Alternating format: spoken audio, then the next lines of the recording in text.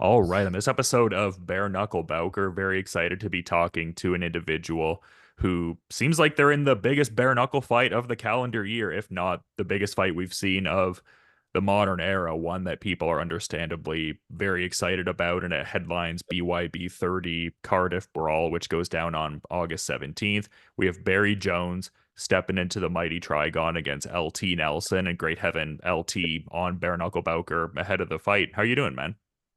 Good, brother. So happy to be here. Feeling good, man. I'm over in Wales right now.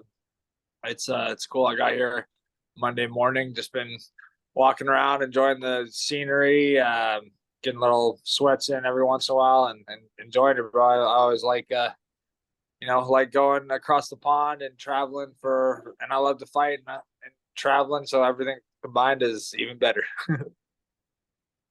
Yeah, I was going to say you have quite the history of fighting acclaimed British bare knuckle fighters like Rico Franco, Nathan Decastro, Dan McGraffin, James Connelly, for instance. And I mean, this seems like it's the biggest one yet, with all due respect to those other guys. I mean, those guys have massive pedigrees, but someone like Yeah. Barrie Jones, who a lot of people call the bare knuckle goat, I mean, this would seem like the biggest one just in general, but even in that British fighter tradition that you have.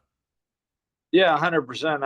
I would agree with that. And just like you're saying, big up to those other guys. They're all great fighters. And James Connelly, I'll probably see him in a rematch for that other weight class, Police Gazette Diamond belt after I win this one as well. Yeah, and I kind of did want to touch on that at a certain point in our conversation, but I mean, I feel like I'd be remiss if I didn't follow up on the Police Gazette comment there because it's since become the official belt in BYB now, and you've been Yeah. eyeing that title for a while now. Like you've accomplished a lot, obviously, being BYB's first ever two division champion, but it seems like this World Diamond belt has a certain pronounced level of importance to you. Yeah, 100%, man. I just think it's one of the coolest accolades to have. It's one of the oldest, or is the oldest belt in combat sports, like a 140-year-old belt. I'm not sure if I'm right, but I think there's only been like 29 people in history to ever have hold one of these belts too. You know what I'm saying? Not the exact weight that I have, but just police that diamond belts in general.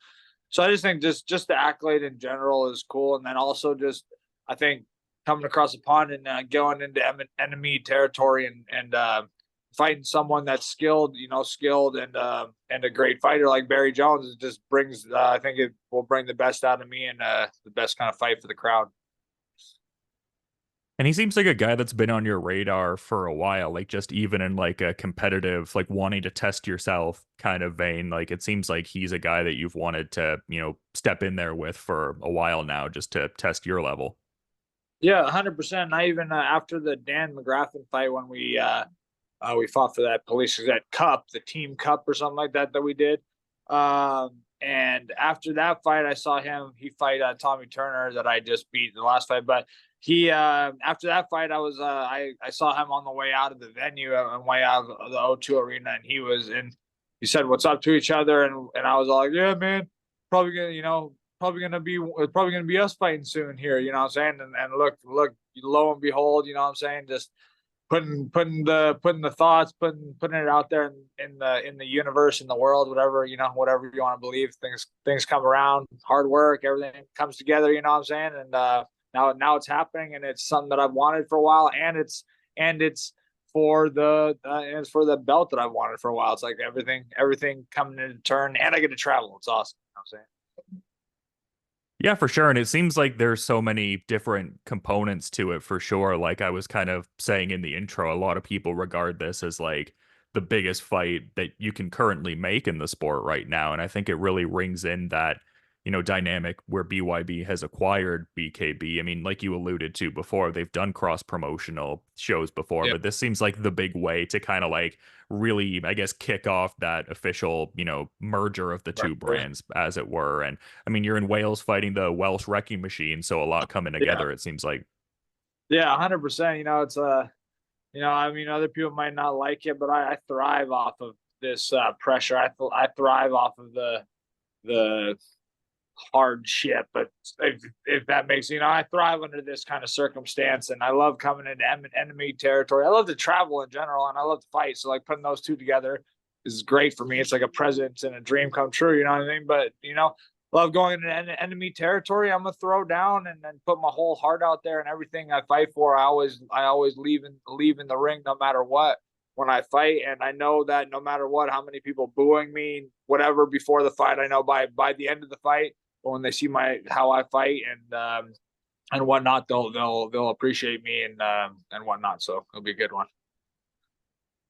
Yeah, and I was talking to Martin Raffel about this just a bit ago, a guy who's also on the BYB 30 card, and people can check out that interview on the Oh yeah, channel. But like one of the things we were kind of touching on was just like as much as both, BKB and BYB represent bare knuckle competition, like they can be such different games in a certain regard just because of the active clinch component in BYB and the differences in like the day before versus same day weigh-ins, and then also fighting in the Trigon. But it seems like Barrie has really, I guess, shown his ability to thrive under both rule sets. Like you yeah. kind of mentioned Tommy Turner as being a mutual opponent. Like, what are your thoughts on, I guess, just how Barrie has kind of, I guess, adapted his style? Like, obviously, his BKB resume speaks for itself, but I feel like he's transitioned his approach to BYB quite well also.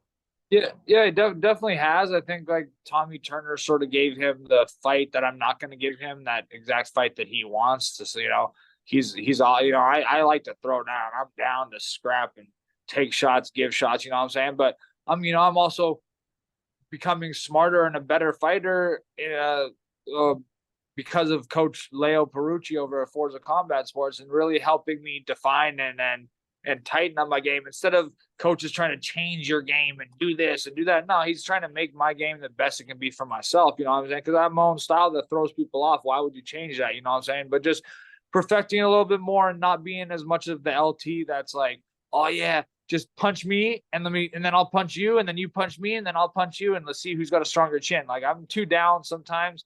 I've been trying to get it out of my head. I'm too down just to like take punches. You know what I'm saying? You've seen my fights. I'll put my hands down, smile, you know what I'm saying? Whatever it is. But at the same sense, I'm being smart. I'm being smart about my future, my career, my life, my brain, whatever you want to say and believe. And I know I have the skills and the talents to be an amazing.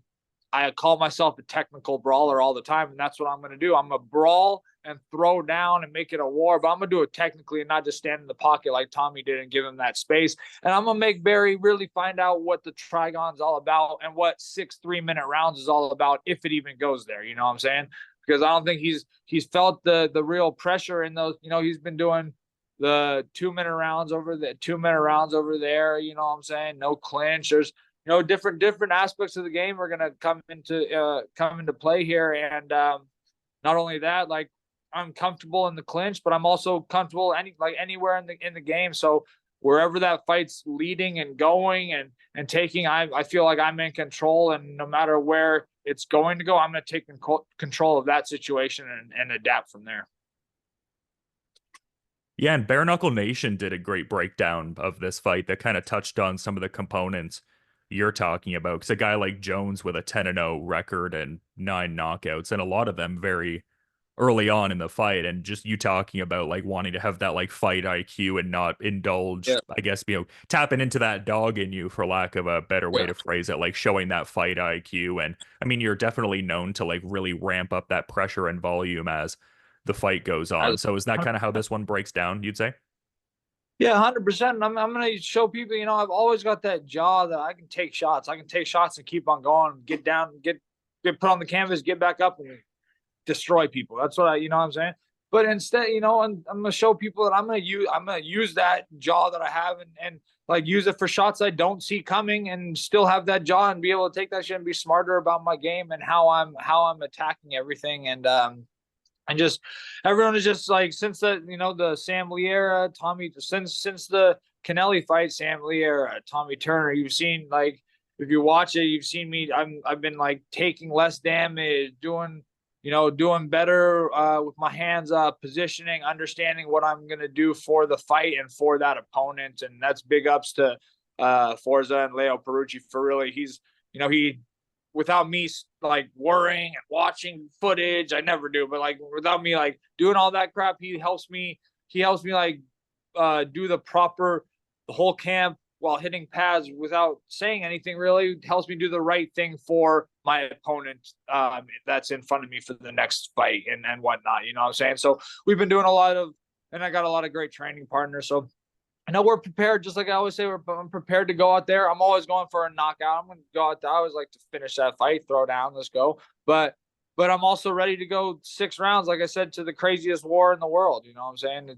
I'm prepared for anything that comes in this fight, anything humanly possible. I'm ready for it, and everyone's going to see my true skills, and they're going to keep on seeing me grow every time I fight, every time I throw down. Yeah, for sure. And I mean, as I've said multiple times throughout this chat, I mean, such a massive fight. So, in no way overlooking the fight, obviously, but it seemed like you Yeah. were kind of alluding to the fact that Bare Knuckle Hall of Fame inducted fight versus Kennelly could see a sequel down the line. So, I mean, that's also exciting and kind of like a peripheral, off in the distance kind of way. Oh yeah, 100%, man. And then I'm gonna have 2 Police Gazette Diamond belts as well, 2 different weight classes there as well. That's what I'm going for. But yeah, just like you're saying, just right now, I know Kennelly's down, and he's a badass dude. We're actually like friends now, and you know what I'm saying. So he's a good dude. He's super cool. But you know, even though we're friends, we've already said both of us we're gonna go out there and try to take each other's heads off again, just like normal. You know what I'm saying? But yeah, so but for right now, just like I'm doing, focusing on this Barrie Jones fight, and I'm taking his O away. I'm showing him what that's about. I'm putting him into real retirement where, like, you can stop now. I'm taking your belt, go, you're good. But nothing taken away from him. He's a great, he's been a great bare knuckle fighter. And he's a humble dude and stuff like that. So no hate, no animosity, but we're gonna go throw down, and I'm going home with that belt. Yeah, well, I mean, you're ultimately trying to get the W, and just with like the Yeah. resume and like the rhetoric that understandably surrounds Barry, I feel like it could really be like a massive capstone. I mean, you've done great things in bare knuckle so far, obviously, but I feel like it could even vault you to like an even further level. Yeah, 100%, man. And that's what I'm hoping for. And whatever's gonna happen in the world of bare knuckle, I'm ready for. I want to, I'll fight it. Just like I've always said, I'll fight any human in the world, bro. We're all humans.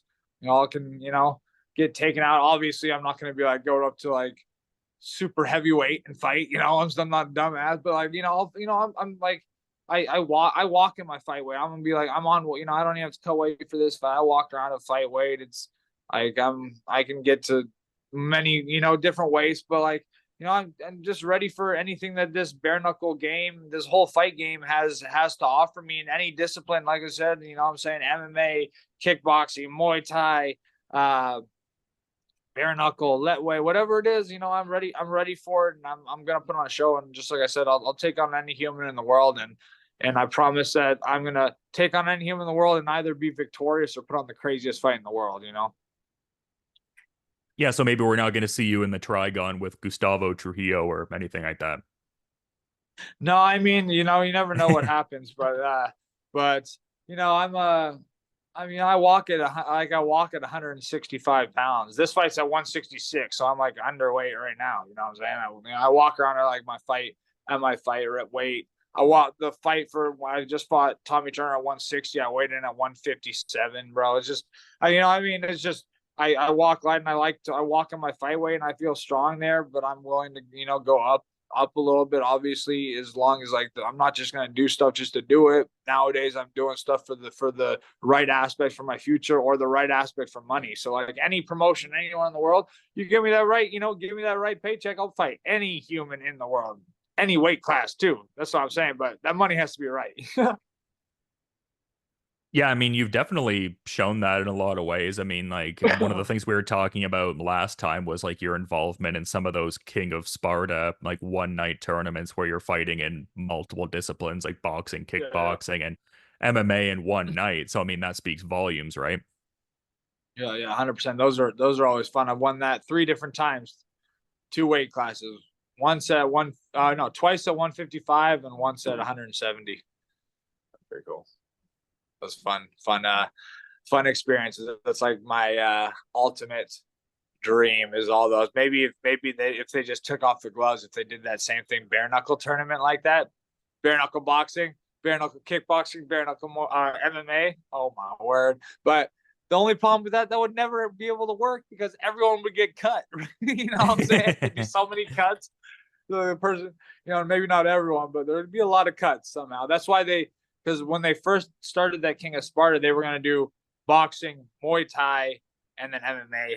But they decided that it would be smarter to leave the elbows only for the last fight in the MMA. You know what I'm saying? And it's a smart idea, I thought, just to make it a kickboxing only for the second fight, so there wasn't, because there's a lot of, you've been or like seeing Muay Thai competitions I fought on, but last year I won the middleweight the North American title for Lion fights for Muay Thai. And like, I think there was 7 or 8 fights, and someone, either both people or just one person in every single fight got cut. You know what I'm saying? So, but those are super cool. Those King of Spartas, I love those. Lots of fun. Yeah, and like as much as I in a way partly understand why some fans, like say for instance, look at PFL and the fact that they don't allow the elbows, it's like it does make sense in the context of like having that more, I guess, regular tournament cycle, albeit not within one night. But I think they still like to keep it in a space where they're not having that certain like aesthetic damage with the cuts so as Yeah, to like not have the guys fight regularly. yeah, not let a fight happen because of a little cut. You know what I'm saying? It's like silly, but it's like it will stop the fight from happening. It's like, and then you get a little cut and it just heals enough just before the next fight. That's going to open up again 100%, probably as soon as it gets touched with a jab. So that's another thing to think about too. So it's, probably all helps in a way. Yeah, for sure. And I don't know that you're necessarily a guy who, I guess, like maybe mulls over like how the fight's going to play out. Like maybe you're more adaptable to just wherever the flow of the fight may go. But I feel like more often than not, people look at yourself and then also Barrie Jones, like whatever your perception of the fight may be. Like I feel like the idea of it ending inside the distance is probably like the predominant idea among like even just the observers, like on the like the layman end of things out there that are, fans of BYB and taking it all in. Like, I guess in saying that, do you have like a, I guess, visualization or a certain idea of how you see this Barrie Jones fight ultimately ending?